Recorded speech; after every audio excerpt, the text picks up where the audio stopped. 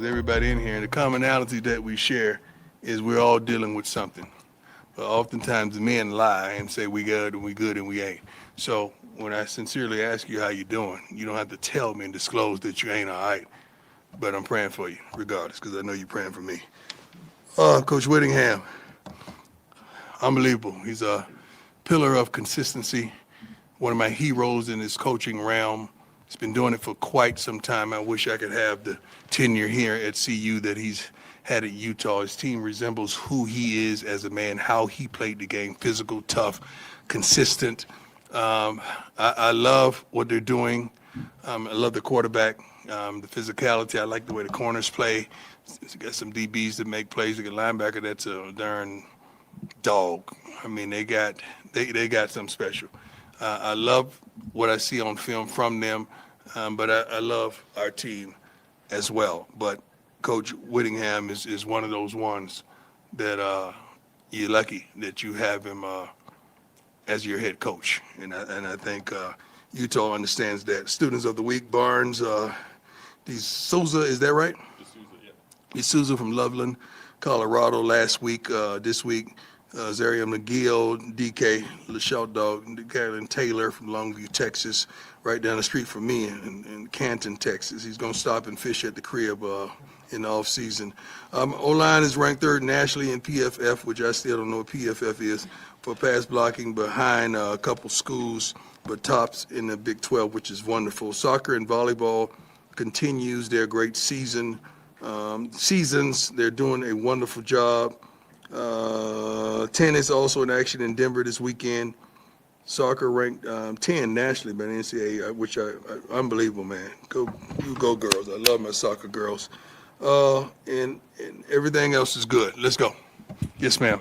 Hi, Coach. Nikki Edwards, Yahoo Sports. Hope you're doing well. Thank you. Utah has the best rushing offense in the Big 12 at the moment. How are you preparing your defensive line to go up against them? Well, we've been physical all week. We've been doing some things all week that prayerfully we prevent that and force them to be uncomfortable. They have a young quarterback that, not a young quarterback, got a quarterback that can get it done through the air as well as on the ground, but prayerfully on the ground. Make some good decisions back there. You don't really make a lot of mistakes. We got to force them into doing things that they're uncomfortable with doing. Hey, Coach. Pat Graham, How you Associated doing, Press. sir? Hey, I'm looking ahead to next week. Sorry about this, but next Thursday, two of your good friends are meeting on the football field, and Deshaun and Michael as Okay. head coaches for Can HBC. we talk about that next week? Well, it's Thursday, and I didn't know if We're going to be here Tuesday, aren't we? I Yeah. was going to write the story Tuesday. Yo, you want to get it first? Well, Just say that. do you want? Yes. Say that. I got you. Okay. Okay, I just got want you. to see how significant that is to you and to college football. It's very significant to me. First and foremost, these are like two of my little brothers, which I adore. And you might not know, you might not feel it, but the ethnicity of it all, to have two young brothers that had tremendous careers in professional football to come down and humble themselves and coach at HBCUs has been truly impactful. I've spoken to, I keep in touch with both of them. Deshaun just texted me last week about fishing because he beat me last time on my lake and I wasn't happy about it. So he saw me fishing and he wondered why he didn't get the invite. I told him he was busy winning games. But I love it because they're paving the way and opening the doors for so many other athletes that desire. You have no idea how many phone calls I get with former NFL players that want to coach. Unfortunately, it's like a system that has been implemented, and they didn't tell nobody that we had to start here until we make it there, withholding our accomplishments and our tenure in the NFL. Like, I would love someone to do a study of how many NFL years of playing count as coaching at a certain level. Like, if I played 5 years in NFL, what is that equivalent to possibly coaching? Because I know when I played the game, impactful on helping come up with some of the defenses that we came up with. And, Mike Vick played quarterback, and Deshaun was one of the best ever at taking the roof off defenses. So I'm pretty sure to catch that many balls and do the things that he accomplished, you got to know the game. And I am so happy just with who they are, their countenance, and what they presented to college football, man. They're both successful in so many ways that you wouldn't even fathom. So great question. Thank you. Thank you very much. Hey, Coach. Brian Howell. What's going on, the boss? camera. I have a couple questions. No for you. HBCU questions from you? No. That's okay. That's a surprise. I have two questions for you coming out of the bye. After the game against Iowa State, you and the players talked about you were hoping that this would, be something that sparks this team. It's kind of a turnaround. Have you seen that in practice? I don't know if I said spark this team. I think we're sparked. I didn't think we needed a spark. You need to win and be consistent in what you did to win those particular games and what we did to lose those games, identified and try to invoke change. I'm happy with the young men that chooses to do right when wrong is so present. I'm happy with the way they're practicing, the way they're in the meetings, how attentive they are, and I'm seeing some changes of personalities just in the practice habits and how physical they are and what they're going through into in practice. So I'm happy with what I've seen for the last 3 days. And I also want to ask you just, a lot of times teams will use this bye week. It's a good time to get healthy. Do you feel like you guys are healthier? as We're you come into this healthier. week? I don't know what that means because everybody's hurting. I'm hurting in like 3-4 different places right now. I don't even play. So everybody's hurting. We got a great training staff led by AP, and they're doing a great job in being transparent. And our guys ain't soft, man. Like one thing that I really love about our guys, you don't see our guys laying around on the field. They get up and they get off the darn field, regardless of how hurt they are. And that's something that us coaches implemented. Like, we don't want to see you laying on the field because we have a rule. If you lay down there and we come out there to get you, you ain't going back in. You ain't going back in. And our guys do a pretty good job of it. And some of them have leapt off the field and they beg to go back in. And we got to protect them in their lives, not just the football of it. I want them to be healthy young men when this is over. Good. Coach Jack Carlo. Jack Carlo. How was your bye week? Thank you, Jack, for asking. It was great. I went to Texas. I enjoyed myself. Fished like crazy. I caught a turtle one time by the foot. I don't know how that happened, but he's no longer with us. He was a big turtle. He's no longer with us. So. Were you in Estes too? I think I saw. You know what? I went to Estes last week. I couldn't get out of the car because of, the prominence that God afforded me, because I want to get out and walk the streets and, do a little Estes shopping. But I seen all the, what you call those big things? The moose, elks. What's a moose? He's bigger? You gotta, I'm black, okay? I don't know elk, moose, deer. Like, they all like family to me. But I saw a lot of big animals around Estes, and I'm not used to that. So it was great. And some deer tried to cut across the front of the car, and definitely wasn't going to hit them. That's all I need, a brother hitting a deer in Estes. Hey, no, not going to happen. It's a cool area. Yeah, it's a great area. I love it. I want to go back. Yeah. I wish they ski there. They don't have any I don't ski think they have a places. ski in Estes. Because I saw the lifts, right? I saw the lifts. Yeah. Yeah, You're I not saw there. one of those. Those are things that black folks don't do. I went to the lift line and just to look. The big gondolas. I didn't see us represented there. Going back to football. Oh, Lord, help me today. I don't know why I'm in a silly mood today. Let's go. I'm sorry, Jack. Kind of similar to Brian's first question. Like, obviously, you want to create your own momentum as a team, but how big can momentum be kind of moving forward after that Iowa State win? Tremendous, because you got to understand, you believe. You believe. The thing about it, we played this team a year ago, and we were successful. So let's start right there. We believe. It's not like we're going into that game not believing that we can win, because we've done it. So we're going to try our best to do it again with a greater margin. That's the game plan. That's how we go about it. They're a good team, well-coached team, and I love everything about them, but we're going in there with one thing in mind, that's to come out dominant. Hi, Coach. Hey, Lon. How you doing, sir? 24/7 Sports doing well. You had Chidozie Wanko back on campus, and Yeah. he had a very strong message for the team. Yeah. What does that do to have a guy that's was on the program last year come back and speak to the guys in that tone? For me, in my perspective, that's to shed light on areas that are dark. And that's what he did, because he was sitting in those same seats and I was delivering those same type messages that I deliver to our team every morning.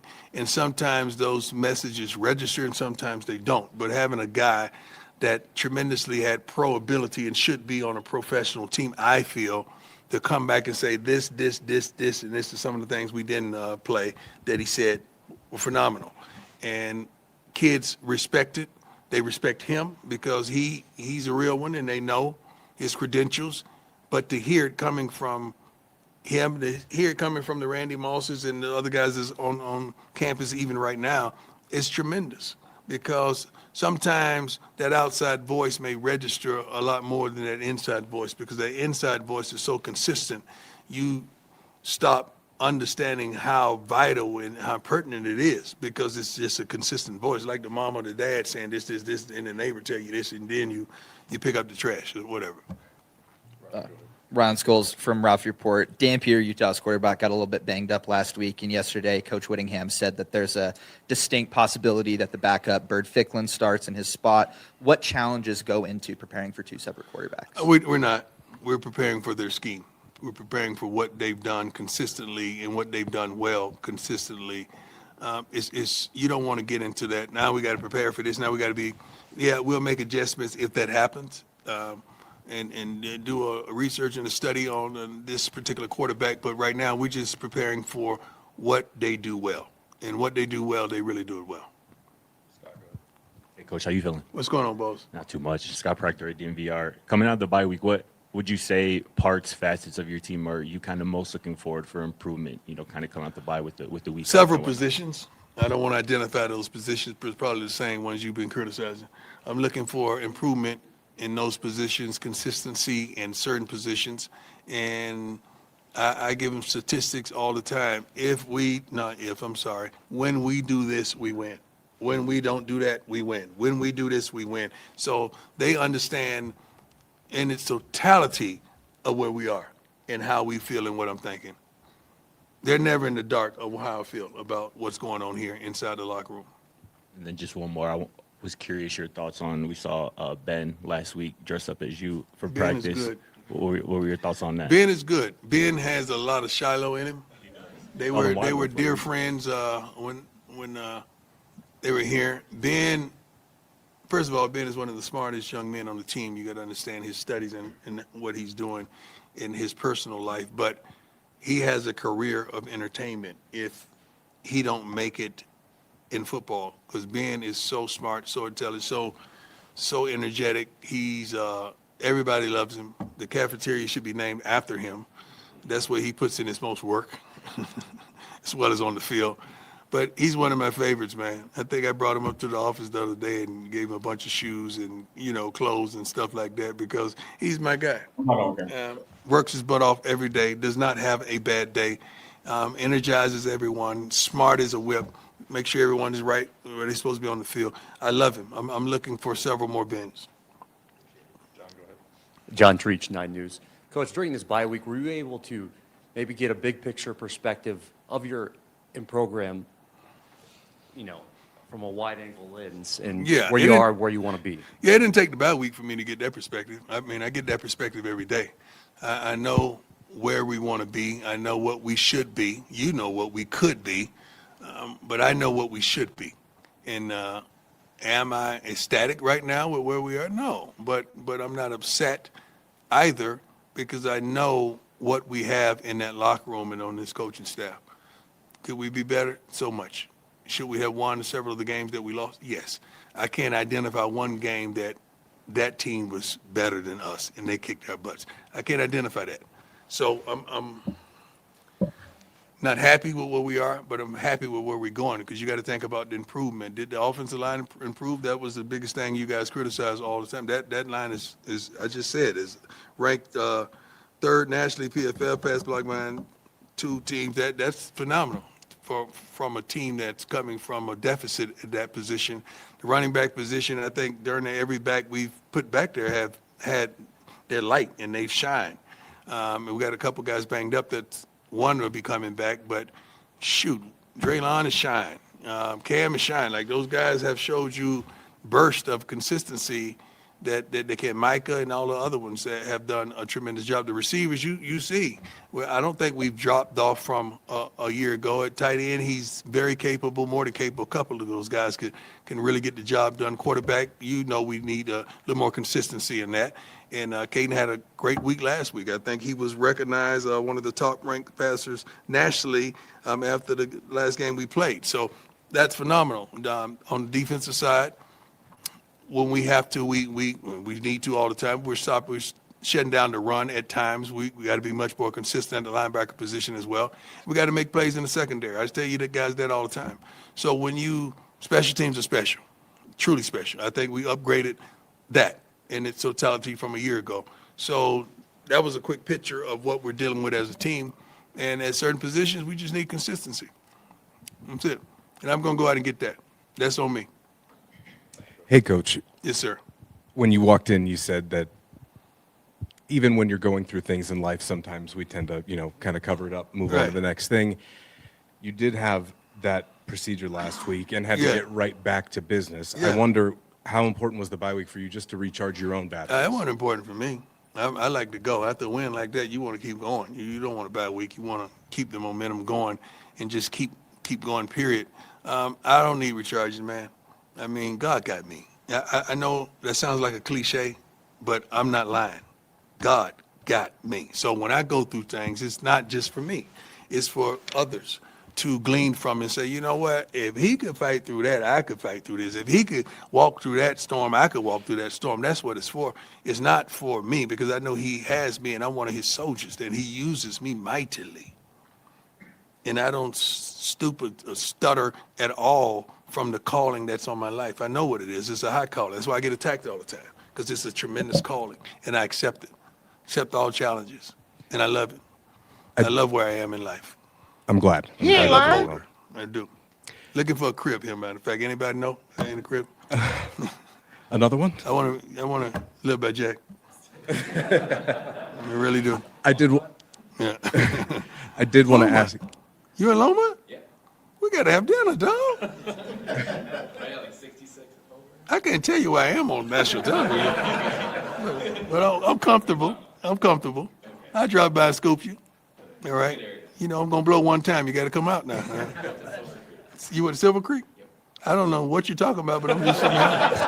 I'm not that familiar with Loma. I just know how to get it working back, and I got a few restaurants I frequent. Tremendous. Okay. I did want to ask you about somebody we asked you Well, about one last year time, briefly. Yes, sir. We asked you last year about Shohei Ohtani going 50-50, right? Oh, my God. And the other I night, just saw him hit a bomb the other night, right? well, he went through 6 innings, struck out 10, and then hit 3 home runs in the same That is game. ridiculous, man. He did what?